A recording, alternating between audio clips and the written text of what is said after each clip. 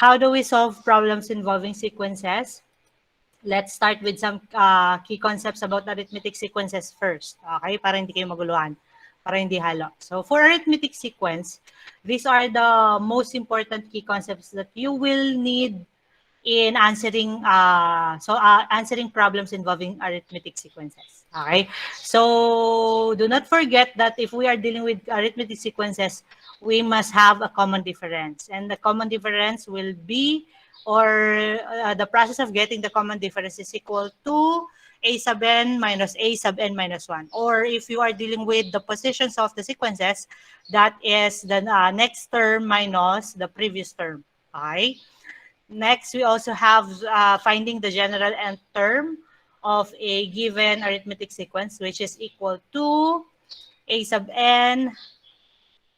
Andali, admit natin yung mga arithmetic. So that is a sub n is equal to a sub 1 plus quantity n minus 1 times the common difference. Okay? So that's the general formula in finding the nth term. When you say nth term, you're looking for the sense for a certain position in the sequence. Okay? Now we also have the sum. As for the sum of arithmetic sequence is equal to n over 2, quantity twice the first term plus quantity n minus 1 times the common difference. Okay? So ito lang yung key concepts na tatandaan nyo in solving word problems involving arithmetic sequences. Okay? Or arithmetic sequence. Now let's have some illustrative examples. These examples came from the printed copy ng Compendium of Notes. Okay? So, discuss natin siya. Sabi niya, Charmaine decided to save 8 pesos from her weekly allowance during the first week of the school year. And every week thereafter, increasing the amount by 2 pesos until she makes 36 savings. Now, from there, stop ka muna doon. Huwag mo munang tignan kung anong isa-solve mo. Analyze the problem na agad. Okay? So, let's analyze the problem. Sabi niya, so she decided to save money. Okay? Nag-start siya ng 8 pesos. Since that is the starting point of the whole process of savings, that means 8 suggests the first term of the sequence that we are dealing with. Okay? Now next, sabi niya, every week thereafter, so yung every week thereafter suggests the next terms of the given sequence. Okay? Increasing. Now take note of the word increasing there. Increasing by the amount, or increasing the amount by 2. Increasing, when you convert it into a mathematical symbol, increasing suggests addition. Correct? Now you will add a certain amount of 2 pesos. Since you have the certain amount, that means the word increasing here suggests arithmetic sequence. Okay?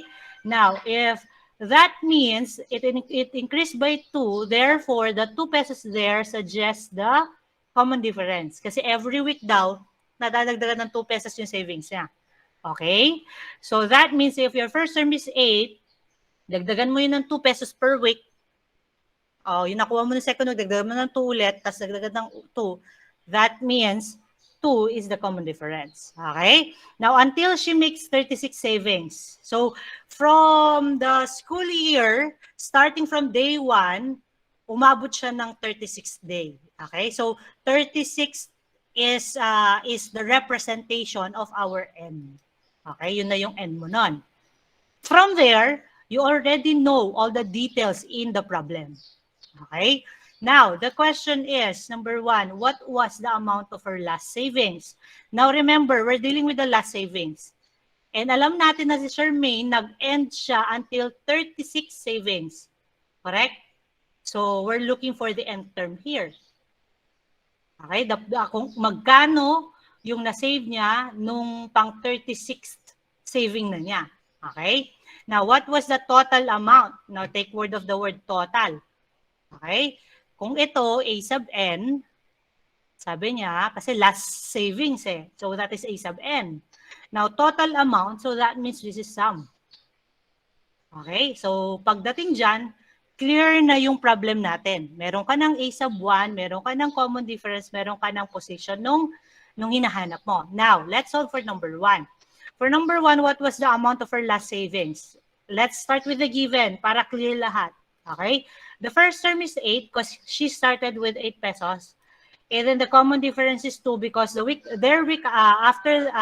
each week, yung savings niya nung previous nadadagdagan ng 2 pesos. And yung last savings niya is on the 36th day. Okay? So, we are looking for the 36th savings. Magkano yung na-save niya nung pang 36 na araw? Yun ang tinatanong. Or 36 na week, should I say. Okay? So, for the working equation, since you're dealing with the position, 36 kasi siya pa 36. Therefore, you will be using A sub n is equal to A sub 1 plus quantity n minus 1 times D. So, that is your working equation. Now, from there, you may now start answering. Okay? So, for the solution, just simply substitute everything. So, A sub n will become A sub 36, A sub 1 will become 8, n will become 36, and D will become 2. So, we will now have the 36 term is equal to 8 plus 36 minus 1 times the common difference, which is equal to 2. Okay? Now, 36 minus 1, that is 35. And 35 times 2, that is 70. And 8 plus 70, that is 78. Okay? So, therefore, or thus, the amount of her last savings on the 36th day, or 36th week, should I say, is 78. So, yun. Tapos na. Okay, for your reference, nasa compendium yan. Or if you want, if you would like to follow my way of solving it, you may screenshot now the slides. Okay, so I'll give you 3 seconds to screenshot. 1, 2, and 3. Okay, so let's proceed with number 2. Now, what was the total amount of savings after the 36th week? So we are dealing now with the total amount. So from the keyword total, we're dealing with the sum. Okay? So, we know that the first term is 8. The common difference is 2. And, kukunin natin lahat yung kanyang savings from day 1 to 36th week. Okay? So, 36, n is 36. Now, for the unknown total, and for the working equations, that is total, we're dealing with S sub n is equal to n over 2, quantity 2a sub 1 plus quantity n minus 1 times the common difference. So, yun ang gagamitin nating formula. Okay? Now, next, from there, start substituting. N will become 36. A sub 1 will become 8. D will become, or the common difference will become 2. Okay? So, we will now have the sum of the 36 terms is equal to 36 over 2, quantity 2 times 8 plus 36 minus 1 times D, or 2. Okay? And 36 divided by 2, that is equal to 18. 2 times 8, that is 16. 36 minus 1, that is 35. Tama? So we will now have 18, quantity 16 plus 35 times 2. And 35 times 2, that is 70. So 70 plus 16, that is 86. And 18 times 86, that is 1,548. Now, do not forget your conclusion. Therefore, the total amount of Charmaine's savings after the 36th week is 1,548 pesos. Now, since we are dealing with money, and from the initial problem, ang kanyang ginamit na unit of measure is peso. Yung peso na may tuldok tapos 00. Okay, this signifies peso. So, therefore, in your final conclusion, since we're dealing with the total amount of the money, kindly write down peso sign here. Okay? Yung kanina ba naglagay ako? Hindi yata. Hindi ako naglagay doon sa isa, no? Okay. So, lagyan na lang natin. Again, if you would like to follow what is written on the module, you can. If you would like the process that I presented you may screenshot it and then let's proceed with the next. Okay? Next, do we have questions so far? Kindly raise your hand pag wala na. Pag naintindihan, raise your hand. Okay, thank you for your responses. Now, let's proceed with the second example. Sabi niya, an object falling from rest travels 16 feet during the first second, 48 feet during the second second, 80 feet during the third second, and so on. How far does the object fall? Again, when you are dealing with problem solving, wag mo munang tignan kung anong hinahanap. Analyze mo muna yung problem para mamaya solve ka na ng diretso. Okay? So, an object falling from the rest travels 16 feet during the first second. First second, therefore 16 feet suggests the first term. Okay? Now, 48 feet during the second second. That means 48 feet is the second term of the given sequence. Now, 80 feet during the 3rd second. Okay, so 80 feet suggests the third term of the sequence. Now, how far does the object fall? Number 1, on the 7th second. O, may TH ulit dito. Okay? May TH dyan, so therefore, you're dealing with position. So, this is A sub n. Okay? Now, how far does the object fall? After 7 seconds. So, pagkatapos ng 7 seconds, ilan na or gaano nakalayo yung pagkahulog ng object natin? Okay? So, after 7 seconds, that means this suggests sum. Okay? Now, from there, you may now start answering. Start with the given. A muna tayo on the 7th second. We know that the first term is 16, the second term is 48, and the third term is 80. That is according to the problem. Kasi technically, pag sinabi mong given, yun yung nakalagay sa problem. Okay? Now next, we are looking for the term which is located on the 7th position or 7th sa 7th second niya. So that is n. Now next, we're dealing with the distance covered by the falling object on the 7th second. Now, we will be using, since nth yun, we will be using a sub n is equal to a sub 1 plus n minus 1 times the common difference. Now, observing the formula, kulang tayo ng isang unknown. Tama? Kulang tayo ng isang unknown. Ano yung unknown na yon? Kasi meron na tayong first term, meron na tayong n. Ano pa yung isang nawawala natin para ma-solve yung problem? Yes, Alex? Ma'am, common difference. Correct. We do not have common difference. Now, how can I get the common difference? If I have 16, 48, 80. Ayan yung atin, 16, 48, 80. How can I get the common difference? Anong gagawin ko para makuha yung common difference? Hindi nag-aral yung iba? Isa lang yung sumasagot? Wala na naman ako estudyante. 10 STE. Yes. Sige, Justin. Ma'am, a sub 2 minus a sub 1. Or you can also use A sub 3 minus a sub 2. Oh, what is now the common difference? Sabi ni Justin, minus mo daw si a sub 2 minus a sub 1 o kaya si a sub 3 minus a sub 2. Yes, Kathleen, what is now the common difference? Ma'am, 32 po. Okay, 32. Ayusin naman natin yung pagbigkas natin, Kathleen. Ikaw naman. So, 32. Sino si Chicken Joy? Kaklase niyo yan? Hindi ko siya kilala. I-deny ko. Sino? Chat nyo nga. Sino ba? Eman! Yes, Eman. Yes, ma'am. Paki-chat niya sa GC sino yung may email ng Chicken Joy. Hindi ko siya accept kasi hindi ko estudyante sa Chicken Joy. Pero may joy pa man din siya. Okay. Thank you, Eman. Kindly paki-chat sa GC ko sino si Chicken Joy. Para naman niya ako noon sa iniinsulto. Anyway, so the common difference now is 32. Since alam nyo na kung paano kunin yung common difference, huwag na natin siyang isama sa solution. Isama na natin siya sa ating given. Okay? Now, the common difference is 32. Next, now let's proceed. So, substituting everything, we will now have the 7th term is equal to 16 plus quantity 7 minus 1 times 32. Okay? And 7 minus 1, that is 6, times 32, that is 192, plus 16, that is 208. Okay? Now, remember that in a certain problem, there is always a unit of measure.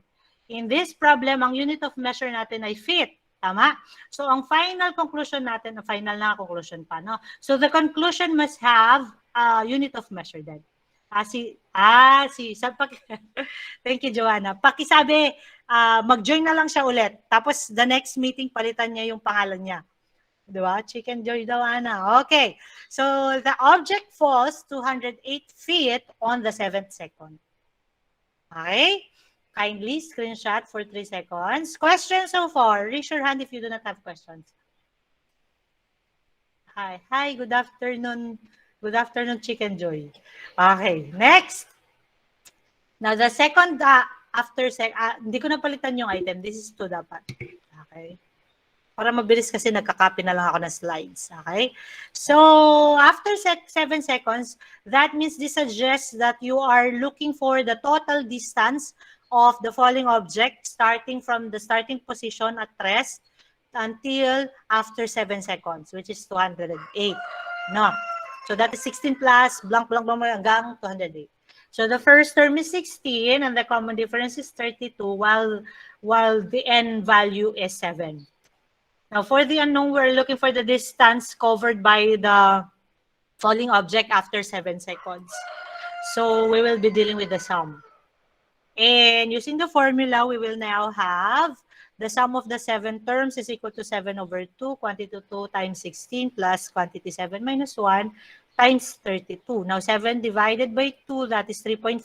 Kung gusto mo minsanan na, since magka-calculator ka naman, minsanan mo na. There's another way. Kung ayaw mong i-divide yung 7 at saka 2, pwede rin naman na yung 7, i-multiply mo lahat ng makukuha mo dun sa expression sa kanan and then divide mo yung sagot mo sa 2. Okay? Ako gusto ko divide na yan agad para diretso na lang sa calculator. So, 2 times 16, that is 32. 7 minus 1, that is 6. And 6 times 32, that is 192. Plus 32, that is equal to 224. Times 3.5, that is equal to 784.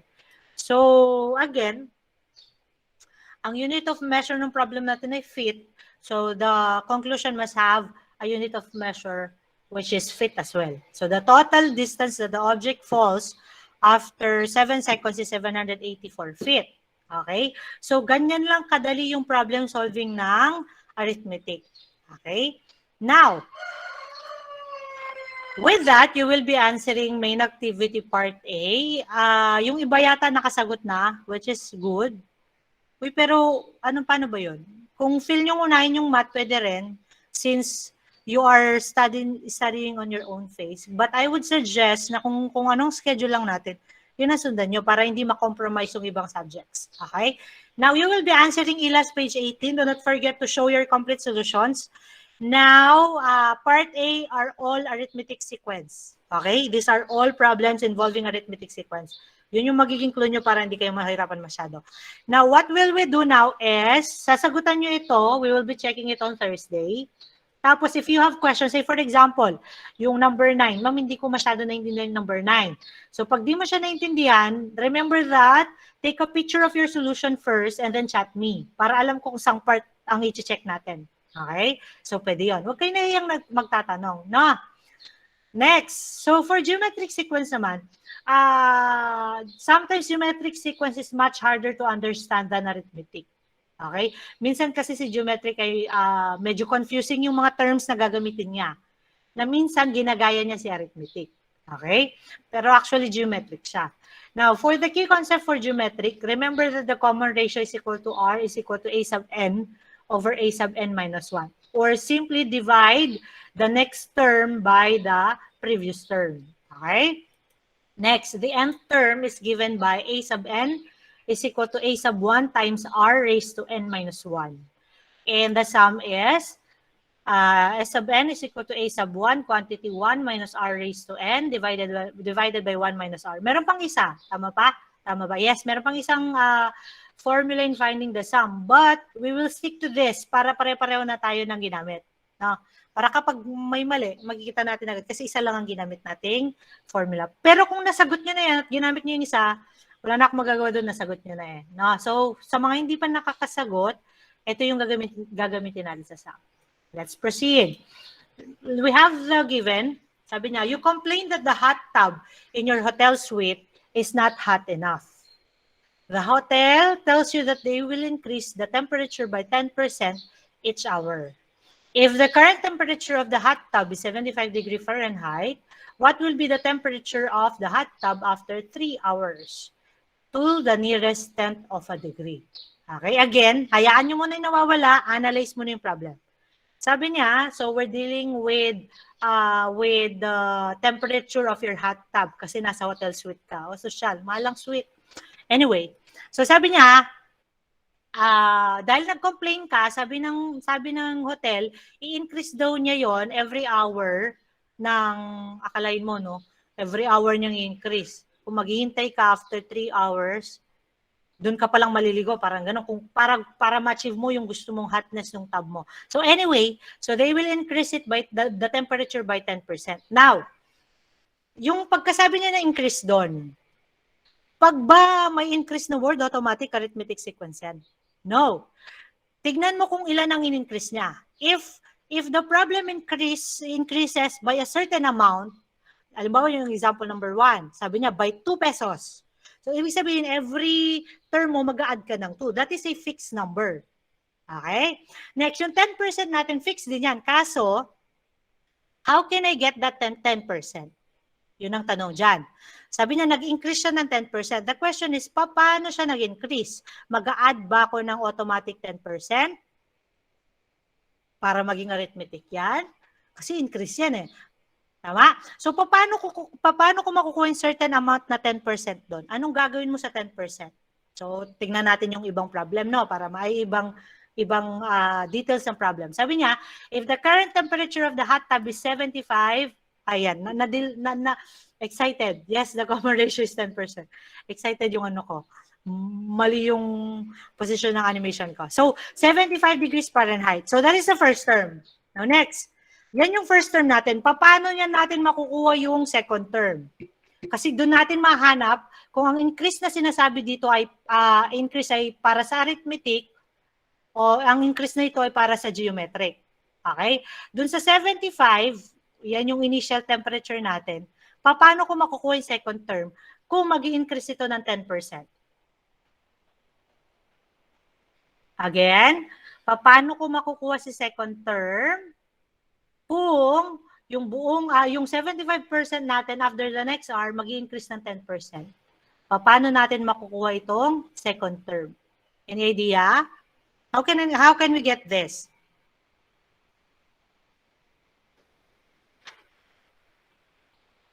Yes, Eman. Ma'am, kunin po yung 10% ng 75. Okay, correct. So you will first get the 75, should I say, you will get first the 10% of the 75 before increasing it to the next term. Okay? So kung 75 yon, anong gagawin ko para makuha ko ang 10% nito? So what is the 10% of 75? How can I get the 10% of 75? Paano natin makukuha yung 10% ng 75?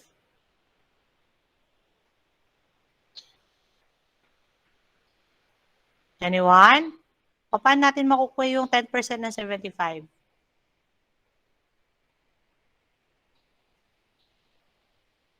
Yes, Eman.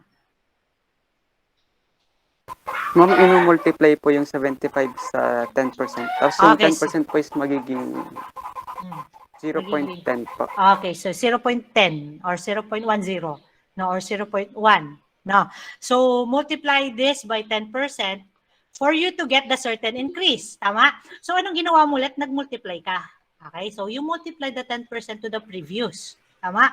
For you to get the next term, para ma-increase mo siya. So therefore, since you multiply, this increase here suggests geometric. No? So ganyan ka-tricky si geometric minsan. Huwag kakalimutan. No? Hindi porket nabasa mo yung word na increase, automatic arithmetic yan. So ano ma'am, paano pag di ko naintindihan, hindi ko na naalala yung mga sinabi mo? Simple lang. Kapag may nakita ka ng percent dyan, automatic, that suggests geometric na. Pag increase ang kapartner na percentage. Okay? So ganun lang din siya. Next.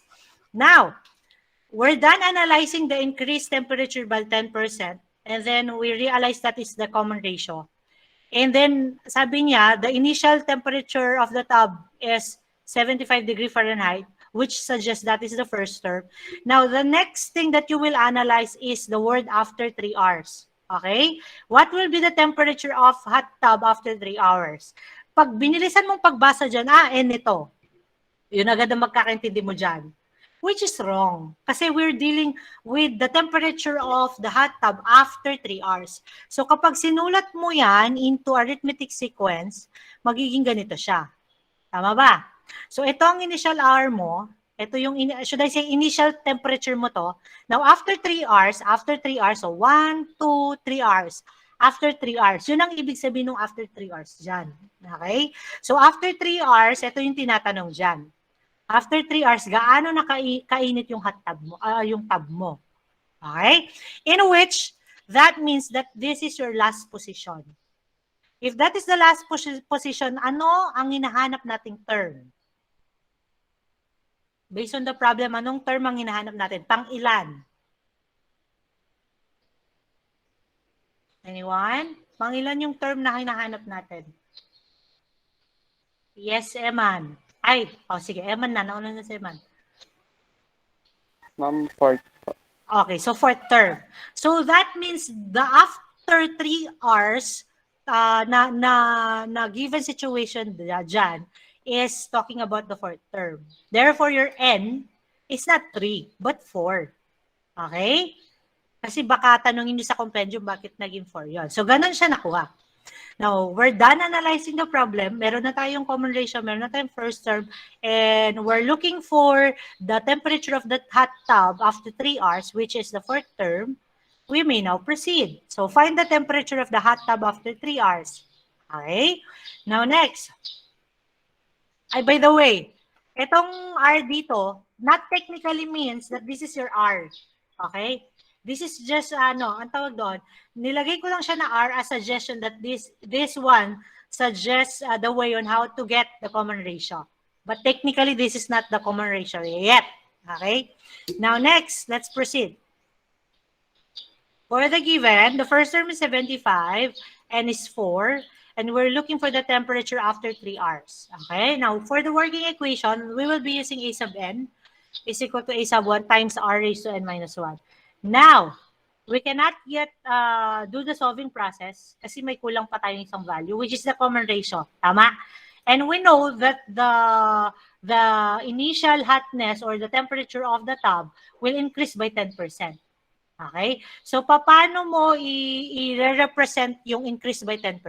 So, kung nag-start ka ng 75, i-add mo yon dun sa nakuha mong 10% ng 75. Okay? So, that means 75 plus 75 times 0.10. Okay? Yung 10% dito, yun yung minumultiply natin kanina. Okay? Since yung given situation natin increased by, sabi niya, kaya you will be adding. Adding the 10% of the initial. Okay? Now, the 10% of 75 is 7.5. And 75 plus 7.5, that is 82.5. Okay? Now, how do we get for the common ratio? Sabi niya, divide the next term or divide the next term to the previous term. So, that is 82 divided by 82.5 divided by 75 is equal to 1.1. Meron pang isang so that is the common ratio now. Meron pang isang explanation yung book, sabi niya. Pero kasi mahirap mag-assume Mahirap mag-assume nun. Sabi niya, paano ba? Sabi niya kasi sa libro, since 75 is approximately the 100% temperature na nung 100% na nung mismong suite yung in-offer na initial natin ay 75. 100% na yun, dagdagan mo ng 10%, magiging 110% yung susunod na term. Yun ang ibig sabihin nun sa libro. And 110, when you convert it, 110% when you convert it into decimal, that is 1.10 or simply 1.1. So, pwede rin example yon, pwede rin explanation yon. But then, we cannot assure na yung 75 na yun ay 100% na talaga nung hotness, yung temperature ng tub. Tingnan nyo, kung 100% na yun, bakit magko-complain pa yung customer sa service ng hotness ng tub? Bakit pinapatagdag pa niya yung hotness? Kung 100% na pala yun. Diba? So, mahirap mag-assume ng ganon. So, instead of assuming that 75 is 100% of the temperature, you may use the direct representation of everything. No? Yon. So, that's how you will get the common ratio, which is equal to 1.1 or 1.10 kung gusto mo. Okay? Now, we may now solve. We will now have, substituting everything, the fourth term is equal to 75 times, should I say, 1.1 raised to 4 minus 1. And 4 minus 1, that is 3. And 1.1 raised to 3, that is 1.1 times 1.1 times 1.1. That is equal to 1.331 times 75, that is equal to 99.825. Now, according to the problem, we will be getting or we will be answering the problem and we will convert the final temperature to the nearest tenth of a degree. Ngayon, ako na magsasorry dun sa libro Dahil ang sagot niya ay nearest, paano ba? Nearest hundredths kasi yung sagot niya. No? Para hindi kayo mahirapan sa, minsan kasi ito yung common problem natin sa decimal. Kapag whole number yan, say 1, 1, 2, 4, ang placement nito ay ones. Ones, ito, tens, ito, hundreds. So in short, kapag S ang dulo niyan, you're dealing with whole number. Okay? You're dealing with the place value of whole number. Now, mag-iiba ang idea niya kapag may decimal na yan. Okay? Say 5, 6, 7. Kapag you're dealing with the place value of decimal, automatically hindi yan wala kasing ones sa decimal. You will automatically start with tenths. Ito pinag-aralan niyo nung grade 3 kayo. No, kung naalala niyo pa. Ito hundreds. Hundreds. Yung mga mahirap bigkasin. Ito thousands. Thousands. May D tas may H. So kung may THS siya dyan, ibig sabihin, you're dealing with the place value of a decimal number. Yun ang ibig sabihin niya. So pag S ang huli niya, you're dealing with the place value of a whole number. Pag may TH na siya, THS na siya sa dulo, that means you're dealing with the place value of a decimal number. Now, the question is, you will be converting your answer. If the answer is 99.825, you will be converting that into the nearest tenth of a degree. Since may TH yan, ibig sabihin ang pakikilaman mo itong may decimal values. Or the place value of the decimals. Okay? So, asan ang nearest tenths natin dyan? Ito. So, ibig sabihin, burahin mo yan. Matatanggal yan. Not unless, halimbawa ito. Ito ay, say, this is 5. Say, 8, 5, 5. Okay? So, automatically, since 5 pa rin yung katabi niya, automatically, this will become 6. And that will become 9. Kung gano'n ang cases. Okay? But since ang case natin dito, this is 0.825, and 2 is lower than, or should I say, less than 5, that means, just simply cancel out 2 and 5. Therefore, okay, after 3 hours, the temperature now of the hot tub is 99.8, and do not forget the unit measure that was used in the given problem is degree Fahrenheit. Okay, so yan. So the temperature of the hot tub after 3 hours is 99.8 degrees Fahrenheit. So again, if you would like to follow the solutions written on the compendium of notes, you may. If you would like to follow my solution, you may as well. Okay, nasa decision nyo na yan. Kindly screenshot if you would like the whole process. Okay, so let's proceed with the next example. Sabi niya, a certain bacterial culture doubles in number every hour. If one bacterium is placed in a glass beaker at 12 noon, how many will be there at 12 midnight? So, ito, since we're dealing with bacteria and we know that paano ba, ang bacteria ay mabilis na dumadami. And always, pag ang problem is all about bacteria, that means the problem suggests geometric sequence. Okay? Kaya ito yung sinasabi na kapag ang langaw, dinapuan niya yung kinakain mo, wag mo nang kainin yon. Okay? Kasi automatic, yung bakteryang dinala ng langaw dun sa yung kinakain mo, dadami na yon. So automatically, kung gusto mo kainin yon, tanggalin mo yung part nung kinain nung, nung pinatungan nung ng langaw. Okay, anyway, going back to the problem. So, we have a certain bacterial culture. Doubles in a number every hour. Now, take note of the word doubles. Ano ibig sabihin ng doubles? Dumodoble sa Tagalog. So, how will you interpret this mathematically? Ano ang conversion niyan into number? Ano ang mathematical conversion ng word na doubles? Paano mo interpret? Yes, Alex? Ma'am, times 2. Correct. O, di ba? So, times 2. Times 2. Therefore, the whole problem is geometric. Okay? Now, next, dun sa times 2 na yon, this suggests that this problem is geometric. Okay? Now, we will now have, since nagdodoble lang yan every hour, that means we will now have our R value. Okay? Our R value doubles, which is equal to 2. Okay? Now, in one bacterium, if one bacterium, sabi niya, is placed in a glass beaker at 12 noon, so nilagay mo siya ng alas 12 ng paano ba ang noon? Actually, tanghali na yun. No? So, one bacterium, that is first term na. So, you will start your sequence at 1.